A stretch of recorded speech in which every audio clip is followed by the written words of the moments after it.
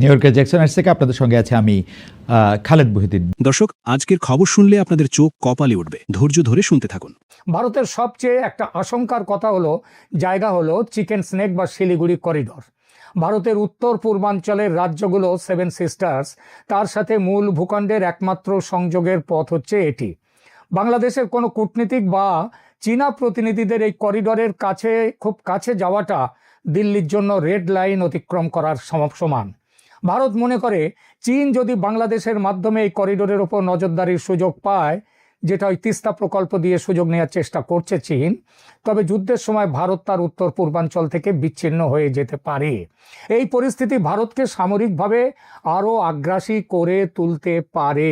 এটা আমার মত নয়, এটা বিদেশের আন্তর্জাতিক বিভিন্ন যার বিশ্লেষকদের মতামতও এইটাই। আর এখানেই ভারতের দুশ্চিন্তা জামাত ও নির্বাচনের সমীকরণকে নিয়ে।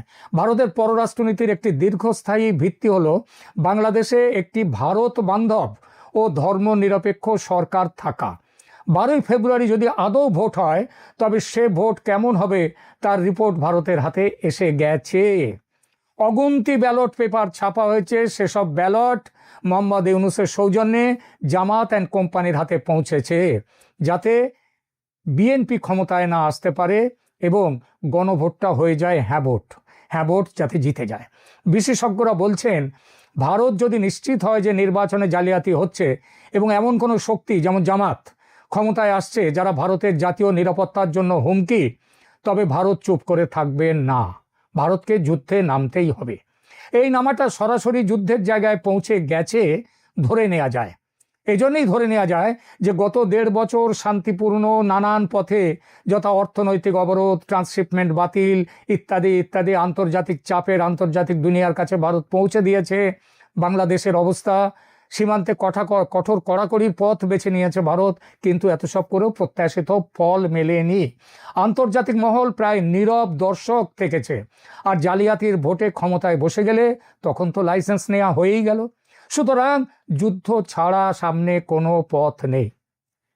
গৃহযুদ্ধ, এই যুদ্ধটা ভারত সরাসরিও নেমে পড়তে পারে, আবার এই যুদ্ধটা গৃহযুদ্ধে পরিণত করবার জন্য যে পেছন থেকে দ্বিতীয় বিকল্প শক্তিদেরকে সাহায্য করা, সেই জিনিসের মাধ্যমেও হতে পারে। পৃথিবীর যেসব দেশে গৃহযুদ্ধ বেঁধেছে, তাদের সব দেশের ভেতরেই বিদেশি শক্তি, বিদেশের থেকে অন্য দেশের সামরিক শক্তি একটা গোষ্ঠীকে সমর্থন করেছে। এটা নিয়ম, এটা পৃথিবীর সর্বত্র, সেটাও করতে পারে। এছাড়া গৃহযুদ্ধ ছাড়া আর কি হতে পারে? সীমিত সংঘাত হতে পারে। সীমান্তে বিএসএফ ও বিজিবি, বাংলাদেশ বর্ডার গার্ডস, তাদের মধ্যে বড় সংঘর্ষ হতে পারে। কূটনৈতিক সম্পর্ক ছিন্ন হয়ে যেতে পারে। দ্বিতীয় হচ্ছে হাইব্রিড ওয়ারফেয়ার, সাইবার হামলা হতে পারে, অর্থনৈতিক নিষেধাজ্ঞা এবং নানাভাবে অস্থিরতা তৈরি করা হতে পারে।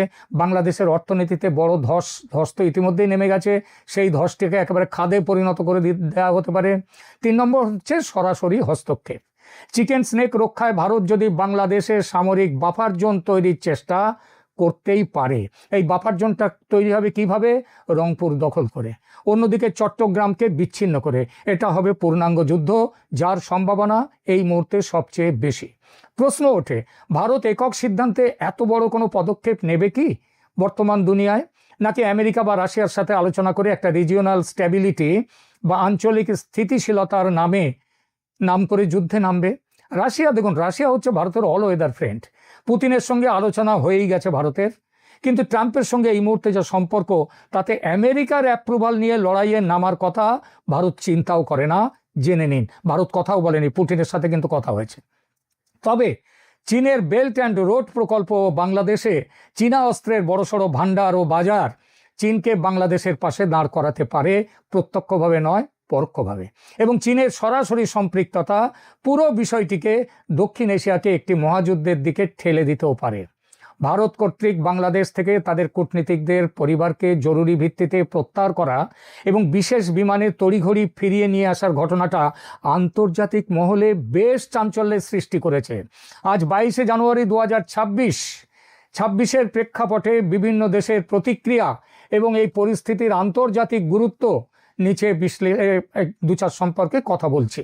যেমন জাতিসংঘের উদ্বেগ। জাতিসংঘের মহাসচিব অ্যান্থনিও গুতেরেস, তার মুখপাত্র স্টিফেন ডুজারিক এক বিবৃতিতে বাংলাদেশের চলমান অস্থিরতা এবং সংখ্যালঘু সম্প্রদায়ের উপর হামলার খবরে গভীর উদ্বেগ প্রকাশ করেছেন।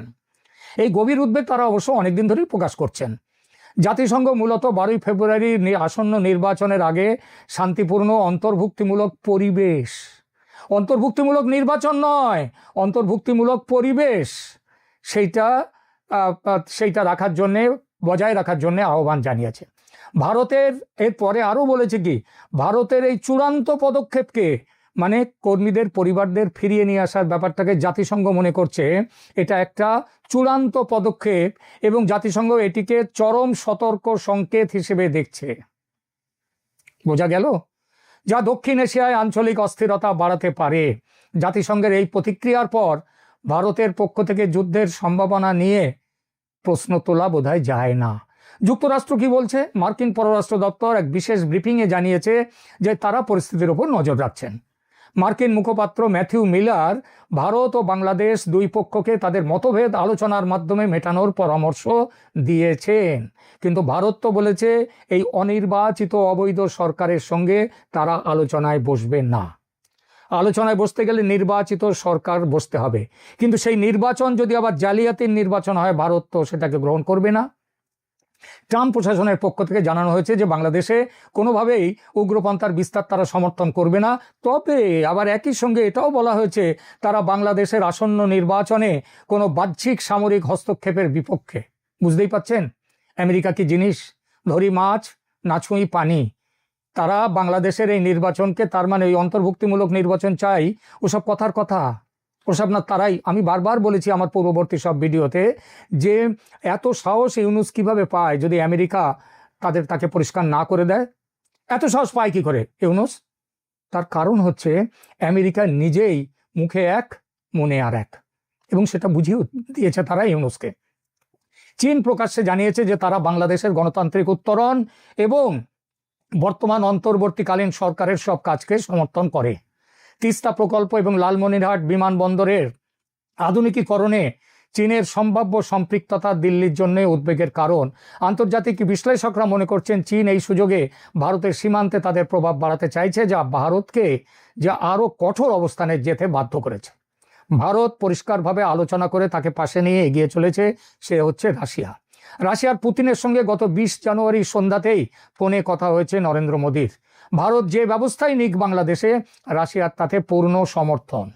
নরেন্দ্র মোদীকে যারা চেনেন তারা জানেন ভারতের স্বার্থ রক্ষায় নিজের বিচার বুদ্ধিকে তিনি সবচেয়ে গুরুত্ব দেন।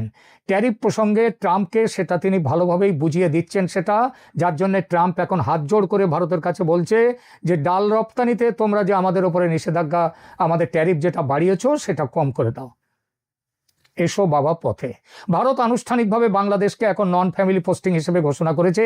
এটা অত্যন্ত কঠোর একটি কূটনৈতিক ব্যবস্থা, যা সাধারণত যুদ্ধের কিনারায় দাঁড়িয়ে থাকা দেশ তাদের ক্ষেত্রে প্রয়োগ করা হয়। এর মানে হলো ভারত মনে করছে তাদের কর্মকর্তাদের পরিবারকে বাংলাদেশে রাখা আর নিরাপদ নয়, সরিয়ে নিয়ে এসো। আন্তর্জাতিক গণমাধ্যম যেমন রয়টার্স, আল জাজিরা এরা বিষয়টিকে ভারতের পক্ষ থেকে বাংলাদেশের প্রতি একটি ভয়ঙ্কর অনাস্থার প্রকাশ হিসেবে বর্ণনা করেছে। যুদ্ধের সম্ভাবনা নিয়ে বিশেষজ্ঞদের মতামত একটাই, যে মোটামুটি যে কোল্ড ওয়ার বা স্নায়ুযুদ্ধ যেটা ভারত এবং বাংলাদেশে শুরু হয়েছিল আজ থেকে 1.5 বছর আগে, সেই স্নায়ুযুদ্ধ বা কোল্ড ওয়ার এখন শেষ হয়ে গেছে। কোল্ড ওয়ার থেকে হট ওয়ার হওয়ার সময় সমাগত। এর জন্য ভারতীয় সেনাবাহিনী তাদের উত্তর পূর্বাঞ্চল সীমান্তে সর্বোচ্চ সতর্কতায় রয়েছে। আন্তর্জাতিক লবিস্টদের মতে যদি ভারত প্রমাণ পায়, এবং সে প্রমাণ পেয়ে গেছে ইতিমধ্যে, তার জন্যই তো এগিয়ে এসছে, এখন আর 12 ফেব্রুয়ারি পর্যন্ত অপেক্ষা করবে না। সুতরাং ভারত যে প্রমাণ পেয়েছে যে নির্বাচন জালিয়াতি হচ্ছে এবং চিকেন স্নেকের বিপন্ন করার জন্য, চিকেন স্নেকের নিরাপত্তা বিপন্ন করার জন্য বাংলাদেশে চীন পাকাপাকিভাবে দাঁড়াতে আসছে, তাহলে ভারত সামরিক অভিযানের কথা ভেবে নিয়েই এগিয়ে চলবে। ভারতের পক্ষ থেকে এভাবে 12 ঘন্টার মধ্যে বিশেষ বিমান পাঠিয়ে নাগরিকদের সরিয়ে নেওয়া প্রমাণ করে যে দিল্লির কাছে এমন কোনো গোয়েন্দা তথ্য আছে যা অত্যন্ত ভয়াবহ। এটি কেবল নির্বাচন কেন্দ্রিক অস্থিরতা নয়, এর গভীরে বড় কোনো আঞ্চলিক ভূ রাজনীতির লড়াইও লুকিয়ে থাকতে পারে। তবে নির্বাচন, এইগুলো সবগুলোই এক সুতোয় বাঁধা। যুদ্ধ কোনো দেশের জন্যই সুখকর নয়, বিশেষ করে অর্থনৈতিক সংকটের এই সময়ে।